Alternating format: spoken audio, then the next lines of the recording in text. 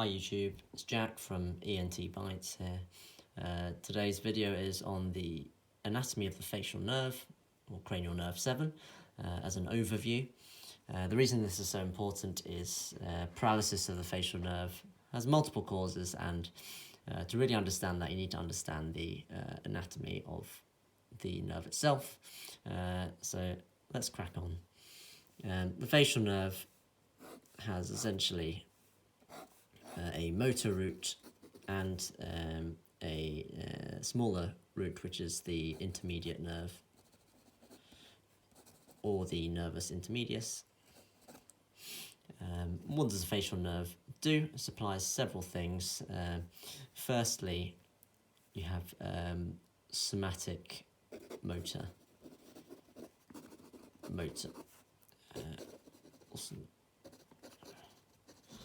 Also known as branchion. The reason is the facial nerve is the nerve of the second pharyngeal arch, and so the muscles derived from the second arch are all supplied by the facial nerve, and that is what the motor root supplies. So those are the muscles of facial expression, and then a few other muscles, including stapedius, stylohyoid muscle, posterior belly of digastric.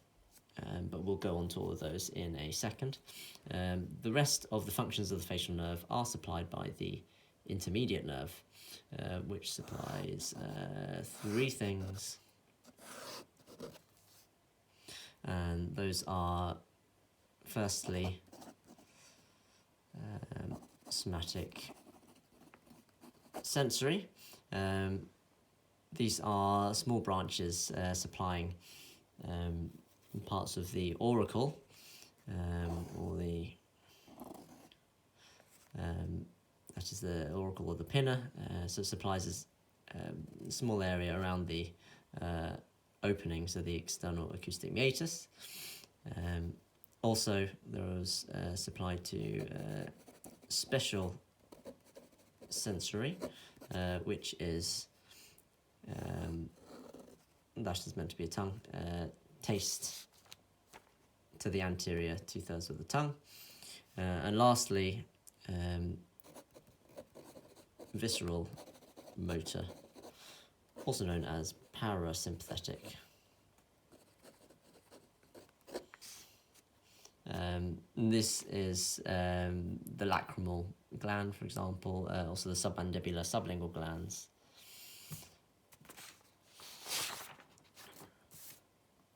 Moving on to the anatomy of the nerve itself, so we'll start at the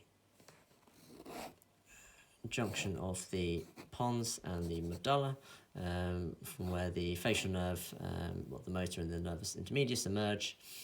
These then pass into the internal acoustic meatus with the eighth nerve, or the vestibular cochlear nerve.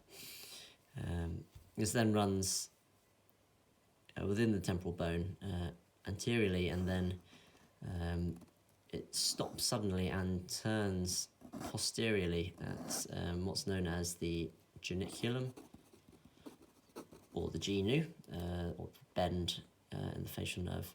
This then passes medial to the middle ear, or the tympanic cavity, and also, so this is now in the facial nerve. It runs posterior to the tympanic cavity, whereby it gives branches to stapedius muscle, and also another branch is the chorda tympani, which we'll mention in a second. It emerges through the stylomastoid foramen, and then it shortly passes through the parotid gland, whereby it forms the 5 branches. So that's the temporal, zygomatic, buccal, marginal mandibular, and the cervical branches. So looking at this, this is the motor path as well, and also after the stylomastoid foramen, it gives off a posterior auricular branch, which goes to the auricular muscles and also to the occipital belly of occipitofrontalis. Looking at the map so far, the reason the internal acoustic meatus is important is you can get a palsy from the facial nerve schwannoma, which can also compress the 8th nerve. So if you're looking at an 8th nerve palsy as well, then this is the region that you're looking at. And then with it passing very near to the middle ear, if there's any middle ear pathology, that can also be associated with a facial nerve palsy. And further down, because it passes through the parotid, any parotid gland tumours or malignancies can cause facial nerve palsy too. Okay, next, as we've partially drawn it, we can carry on with the chorda tympani. So the chorda tympani passes just medial to the handle of the malleus, and through the petrotympanic fissure, that's the fissure between the tympanic and petrous part of the temporal bone, into the infratemporal fossa, where it joins the lingual nerve branch of the mandibula, and here it passes to the tongue and supplies taste to the anterior 2/3. Branches also pass to the submandibular ganglion, and they synapse there before providing the visceral motor supply to the submandibular and the sublingual glands.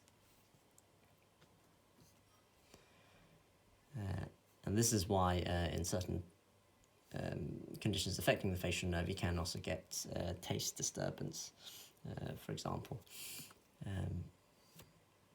Next, in the at the geniculum, the facial nerve, there is the geniculate ganglion, which I've just drawn as a circle here, and off here branches the greater petrosal nerve, which passes in the middle cranial fossa, and it joins the deep petrosal nerve coming from the internal carotid artery, the internal carotid plexus of sympathetics. These have formed what's called Vidian's nerve, or the nerve of the pterygoid canal, passing to the pterygopalatine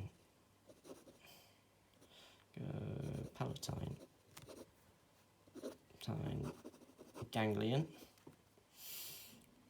and from here it supplies a few things. So here's the nose, the turbinates. So the parasympathetic visceral motor supply then passes through the zygomatic nerve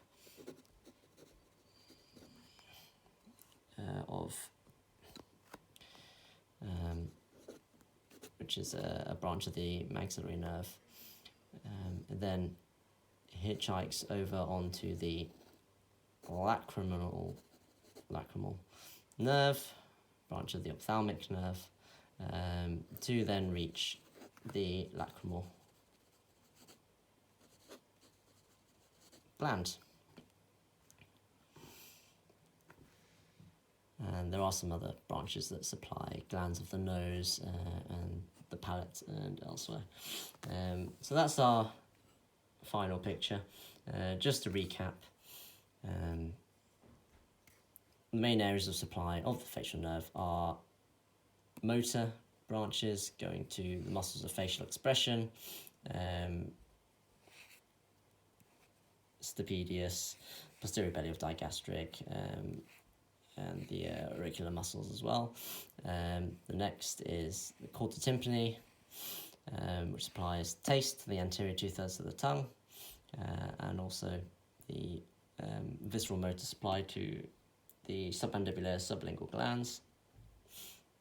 And then lastly, the greater petrosal nerve, which eventually passes to the pterygopalatine ganglion, and through a fairly roundabout route to the lacrimal gland. And the last thing I forgot to mention is also the geniculate ganglion. These are where the branches come off that provide somatic sensory supply to the